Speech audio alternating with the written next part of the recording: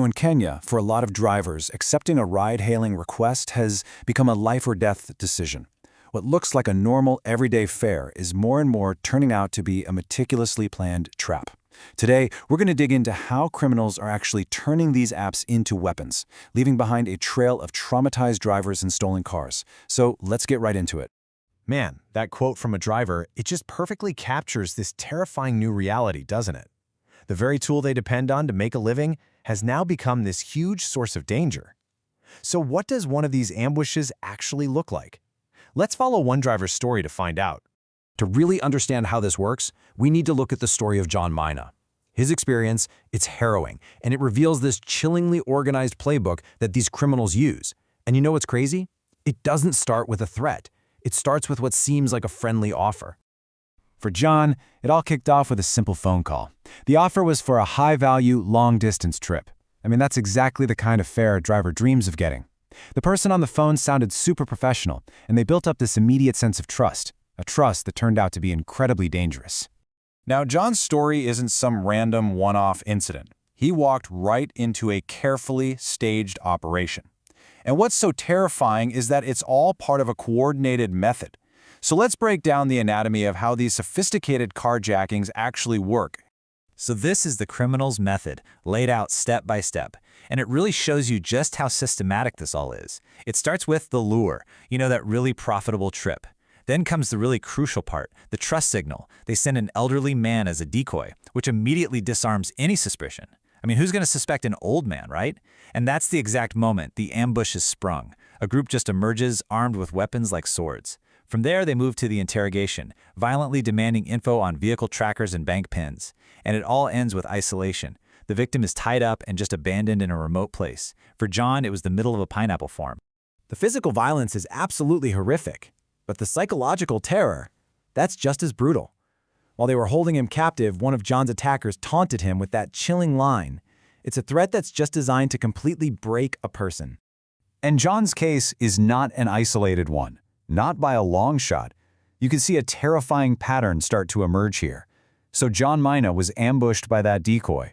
But look at Nicholas Mongi. He was strangled from behind with a wire by his own passengers. And another driver, who was working for an investor named Rafael Karaoke, was attacked in the exact same way. The method is chillingly consistent. Get into the car, use a wire to choke the driver from the back seat, and then take complete control. But just escaping the attackers is only the first ordeal. For these drivers, a whole second nightmare begins the moment they try to get help. They find themselves totally lost in a system that feels like it's designed to frustrate them, not to help them. Just look at this timeline of John's experience. It shows you exactly what that frustration looks like. He calls the police within an hour of the attack. 5 hours later, they tell him to find his own way to the station. When he finally manages to get there, he gets bounced to a second station because of jurisdiction issues. It's not until 9 hours after the attack that he finally reaches a third station where they agree to circulate his car's details. By then, that critical window to recover the vehicle, it's pretty much slammed shut. Rafael Karaoke, the investor whose driver was a victim, he sums up this whole systemic failure perfectly. This isn't just some delay.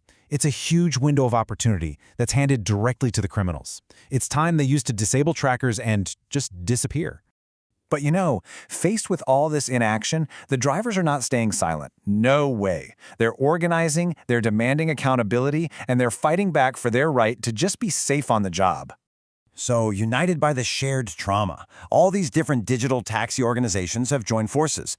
They've taken their case directly to Kenya's National Transport and Safety Authority, basically escalating their fight from individual pleas for help to a huge collective demand for real systemic change. And their demands are super specific and really powerful. First, they want the ride-hailing platform Bolt to be forced to produce the passenger data linked to these hijackings. Second, and this is a major escalation, they're calling for Bolt's operations to be suspended across the entire country until these criminals are actually caught and prosecuted. And finally, they're demanding compensation for the drivers who have lost their livelihoods, their health, and their peace of mind. So this brings us right to the core of the whole issue, the search for justice. In this tangled mess of crime and technology and systemic failure, who is ultimately responsible for protecting these drivers? Where does the buck stop? A carjacking might be over in just a few minutes, but the consequences are absolutely devastating. These drivers are left with financial ruin, physical injuries, and psychological scars that can haunt them for the rest of their lives. And this leaves us with a really critical question for our digital age.